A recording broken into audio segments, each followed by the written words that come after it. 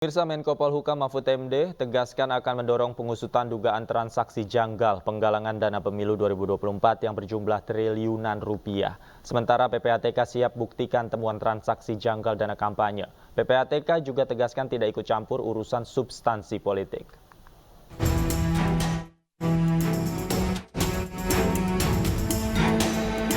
Isu transaksi janggal dengan nilai triliunan terendus oleh PPATK.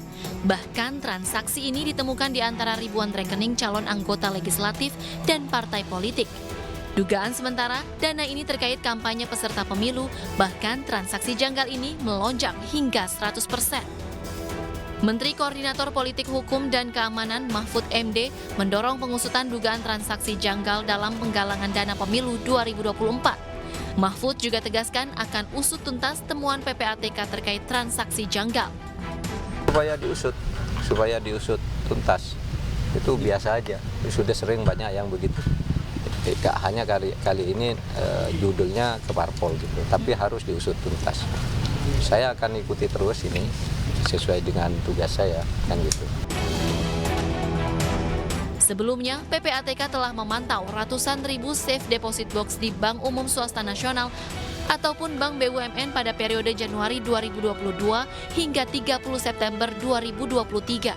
Hasilnya, PPATK temukan transaksi mencurigakan yang terlacak lebih dari 6.000 rekening peserta pemilu dan pengurus partai.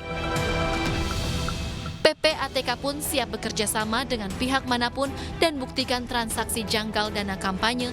Namun, PPATK menegaskan bahwa pihaknya tidak ikut campur urusan substansi politik. PPATK hanya fokus pada pencegahan tindak pidana pencucian uang. Rekening dari beberapa partai politik itu dan pihak terkaitnya justru melonjak secara tajam, bahkan di atas 100% dengan nilai lebih dari 1 triliun rupiah. Nah, ini yang unsur mencurigakan. Kami sebenarnya tak ikut campur substansi urusan politik yang ada. PPATK itu lebih fokus pada upaya untuk mencegah dan memberantas tindak pidana pencucian uang. Sementara itu, Bawaslu mengingatkan agar para peserta pemilu untuk taat dan patuh dalam menggunakan rekening khusus dana kampanye. Adanya informasi dari PPATK, kami mengingatkan peserta pemilu, khususnya partai politik, untuk taat dan patuh dalam menggunakan rekening khusus dana kampanye, baik penerimaan maupun pengeluaran dana kampanye. Kemudian, partai politik peserta pemilu, termasuk calon anggota legislatif, melakukan konsolidasi dalam pencatatan pemasukan dan aktivitas biaya kampanye.